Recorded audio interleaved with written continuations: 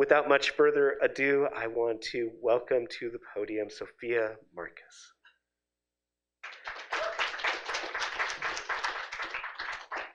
Hello. All right. I was a horse girl for as long as I can remember. And who could blame me? I was possessed by the gorgeous, beastly creatures that once roamed free across Eurasia and the Americas. My bedspread was horses, my lunchbox had horses, my clothes, you get the point. The thing about horse girls is that you simply cannot be normal about liking horses. You must fully commit to the bit. And what's not to love? They are living fossils in their own right, having lived through the ancient and the postmodern.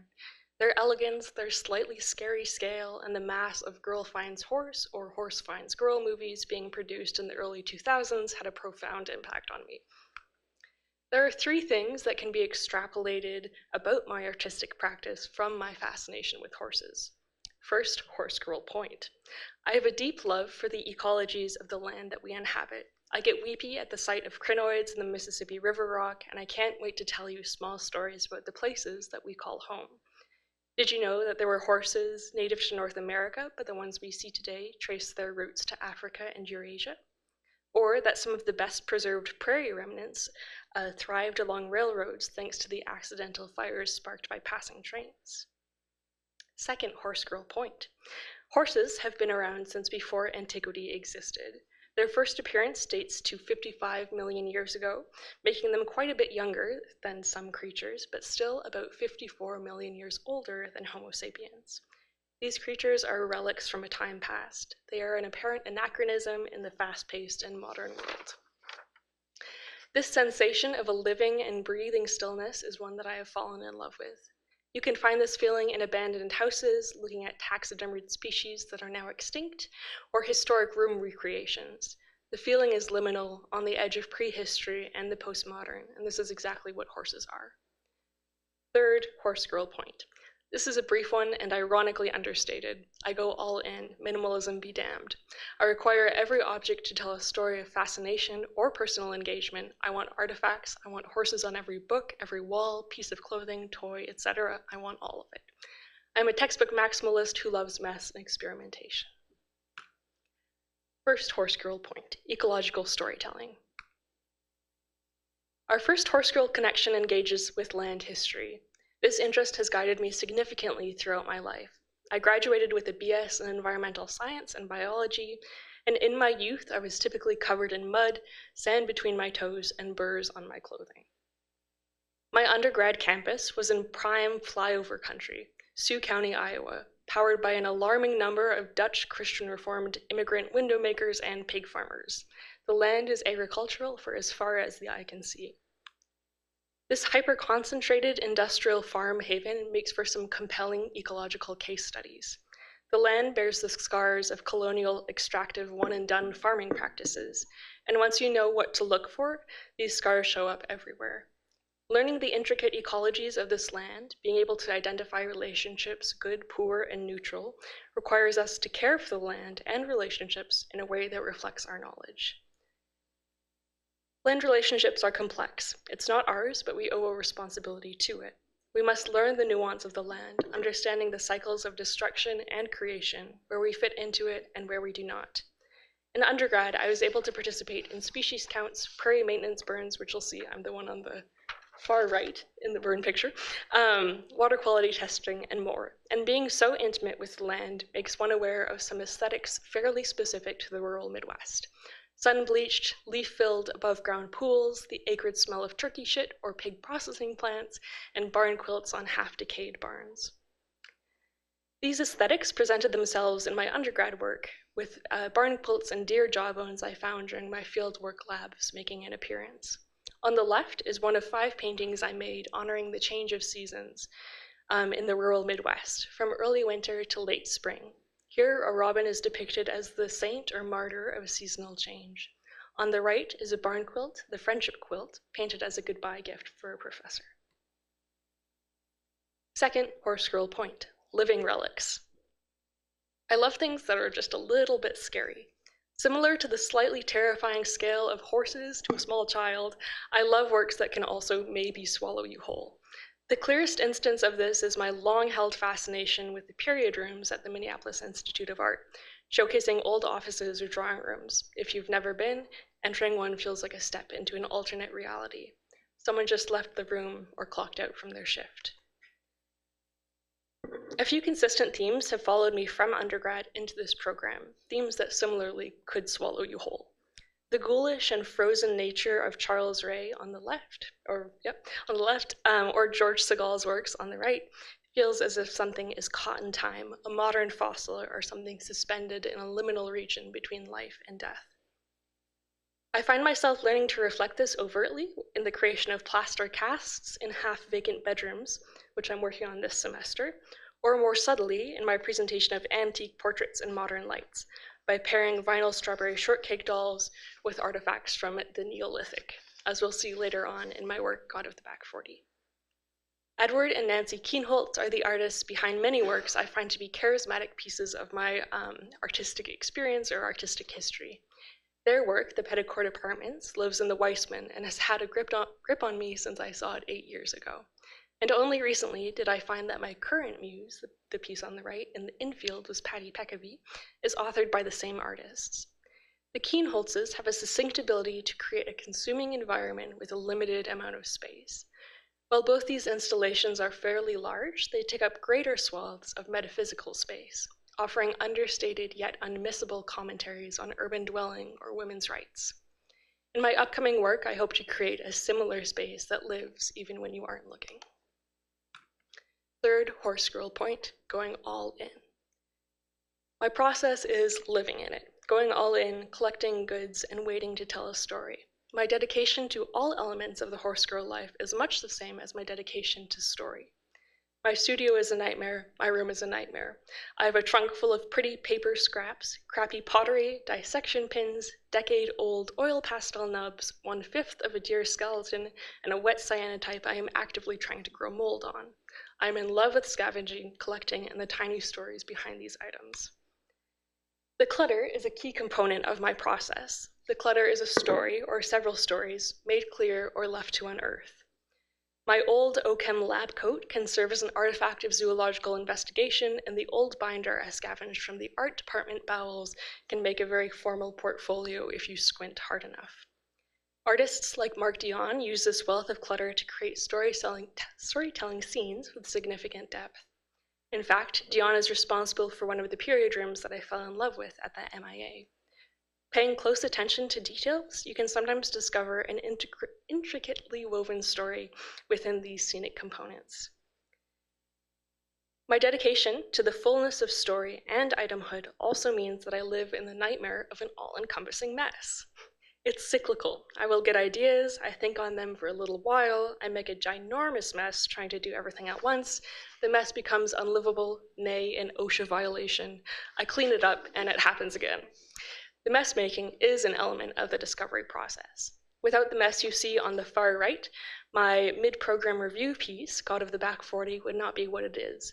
The mess on the far right is what's responsible for these fake ornate cardboard frames or the playful little white stars that you see in the netting. In fact, every element in this work stems from some recollectible interaction. The hunting clothes draped over the chair come from an old widow I met over Facebook Marketplace, and the strap chair itself comes from the king of the Back 40 infertility with whom I share a last name. It's my hope that in this installation and in all my work, the tiny stories inside find their way into the audience. I hope that this collage of items makes you pause in time to linger and search for points of connection. Do you recognize the wallpaper or the wear and tear? Or have you at least been to Culver's? As I finish up my time in this program, I will pursue my love for telling horse girl stories, slightly eerie, all-encompassing, and passionately location-based. I'd like to say thank you to my mentor, Kelly Meister, Sarah and Nikki, Gabriel and Patty, the MFA cohort, and obviously Flicka 1, Flicka 2, and Dreamer, which are horse movies.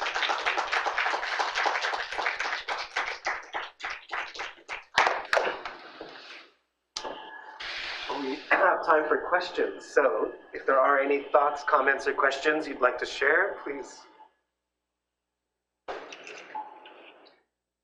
Can you talk about either the challenges or what's interesting about creating the kinds of spaces you're interested in the either galleries or unconventional spaces, or what that's like?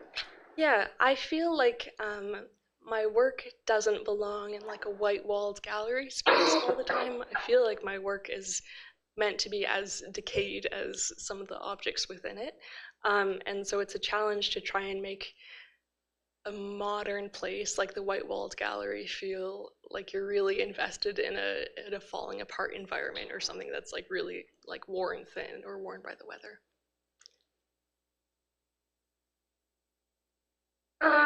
Do you feel a need to use personal connection items in your own work? Yeah, I think totally. These items here, I think all of them were scavenged from someplace. I try to do as little like purchasing as I possibly can. So most all these items have like little stories behind them, and I think that makes the piece very specific to me, but also maybe more relatable for everybody else in some way.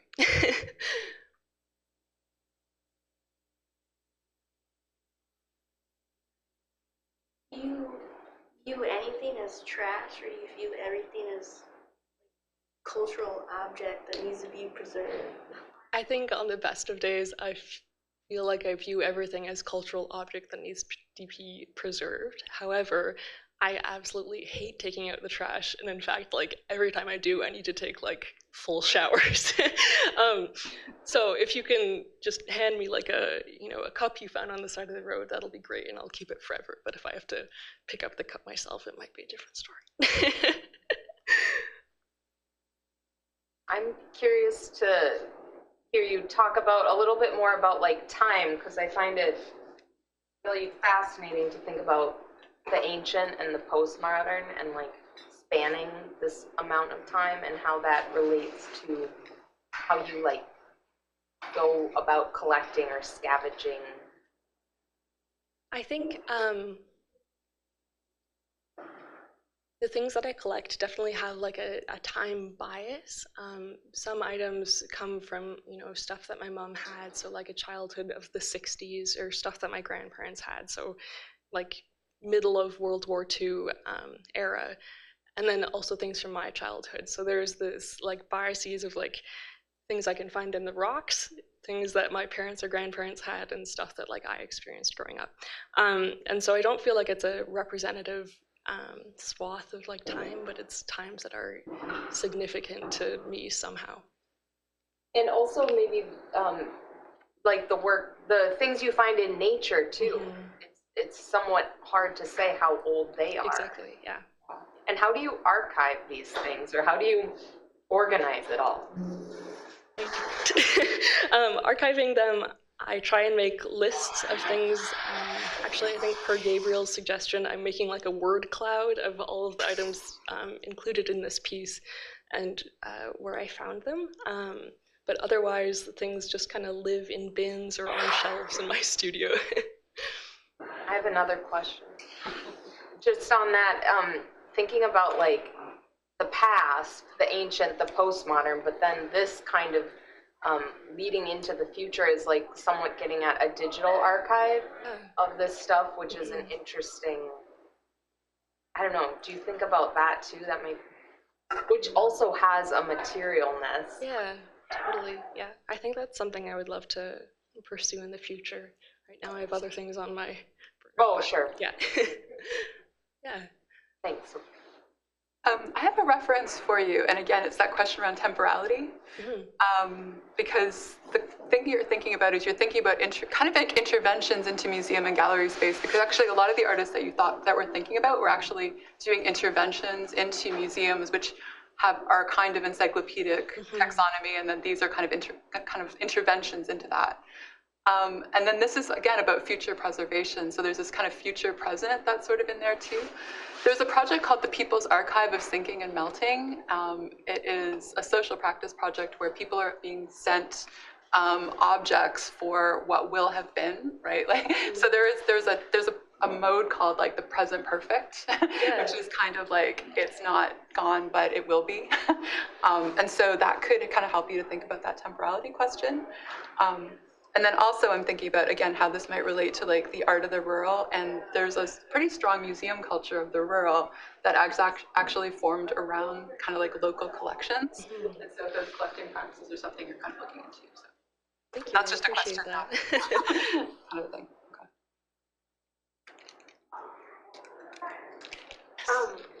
So, like, it strikes me that a really important moment in your process is you happening upon these items. And I've seen, like, that little book you prepared. So I know that there's some documentation there. Are you interested in, like, documenting that part of the process of that moment when, like, something strikes you? Or is that kind of a private part of your practice? Yeah, that's a good question. I think